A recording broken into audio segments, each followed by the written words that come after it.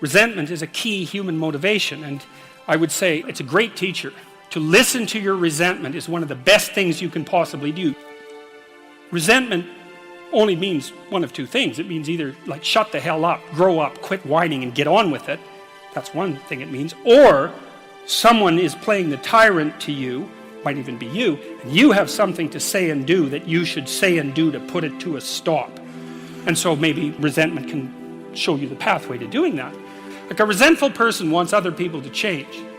And if you're resentful, then your motivations aren't trustworthy. In fact, they're very, very dark. And what should you do instead? How do you treat your own resentment? I would say, well, Solzhenitsyn, who I'm a great admirer of Solzhenitsyn, his book, The Gulag Archipelago, was one of the things that brought down the Soviet Union. And he said that one man who stopped lying could bring down a tyranny. And, he said that with some authority. He said when he was in the Gulag camps, meditating on how the hell he got there, and he had a rough life, man. I mean, first of all, he was on the Russian front at the beginning of World War II, and then he was thrown in the Gulag camps, and that was just the beginning of his adventures, man. He had a rough life. And he was in the camps, and he was thinking, what the hell? How did I get here? What's going on? I mean, he had Hitler and Stalin to blame, right? So if you need someone to blame, man, Hitler and Stalin, that's great. But that isn't what he did. He said he meditated for a while once he realized that he might have something to do with, in some strange way, with the way things turned out for him. And he said he went over his life with a fine-tooth comb in his memory. He thought, okay, where did I go wrong? But by my own judgment, when there was a path in front of me, when did I take the path that I knew I shouldn't take? Because you all know that, right?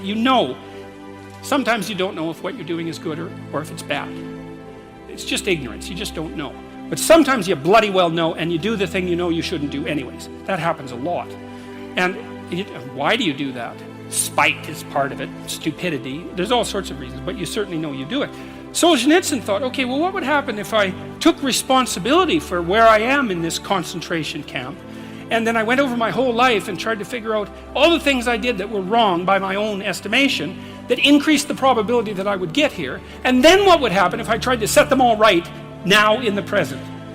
And that's why he wrote the Gulag Archipelago. And one of the consequences of that, as I said, was it sped the dissolution of the Soviet Empire. So, hey, that's not bad, eh? Like, you make a real confession, you really repent, you do your penance, which is writing this book, and you completely change the geopolitical landscape of the world. It's like, and that's worth thinking about, because it's not only Solzhenitsyn who did that. Nelson Mandela did something quite similar. It's not so impossible. And so the idea that what you should do if you're feeling resentful about the nature of being, or suffering too much for your own life, let's say, is straighten the damn thing out. Like, seriously, try it for a year even. Try it for a week. Try not doing the things you know you shouldn't do. Try not saying the things you know to be false. And just watch what happens. You might as well give it a shot, right? Because you say, well, I'm all in for a year. I'm going to do things right. And then I'll just stand back and I kind of watch how things unfold. And maybe I'll reconsider at the end of that year. It's like, try it. Try it.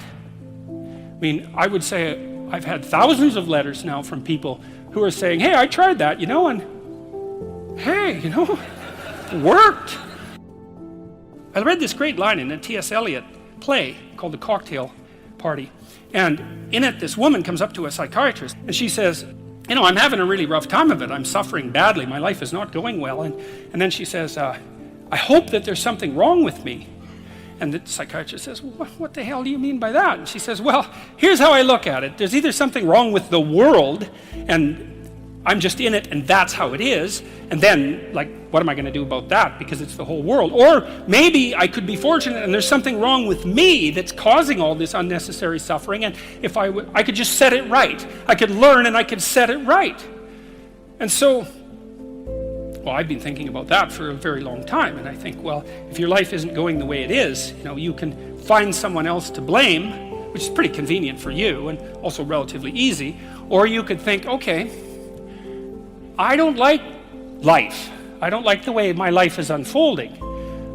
Maybe I don't like life in general because it's tragic and tainted with evil. How do I know if my judgment is accurate?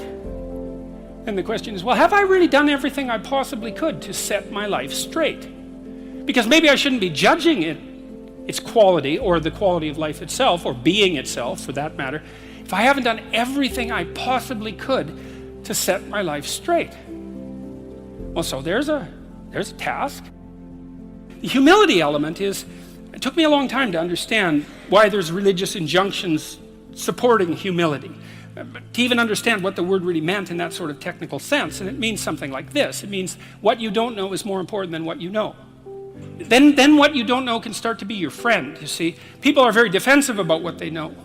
But the thing is, you don't know enough. And you can tell you don't know enough because your life is not what it could be, and neither is the life of the people around you. You just don't know enough.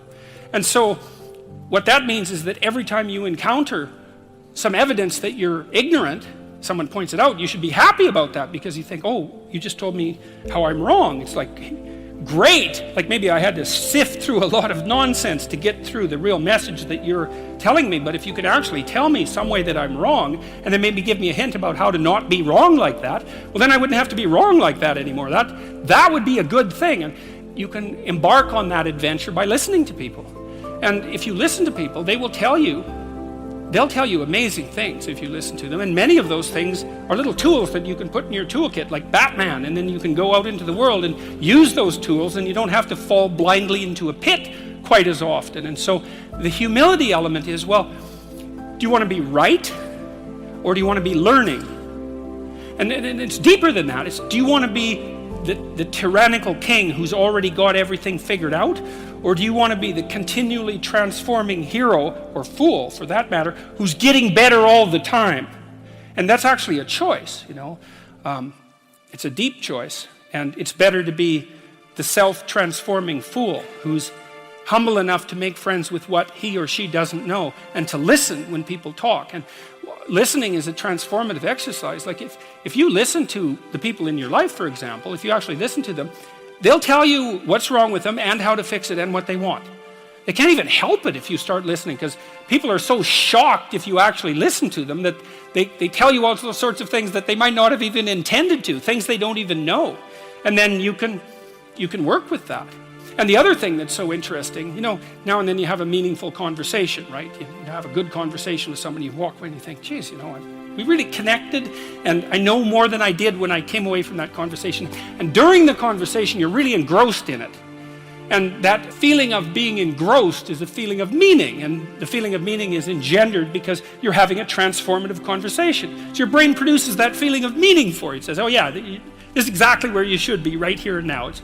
It's the right place and time for you.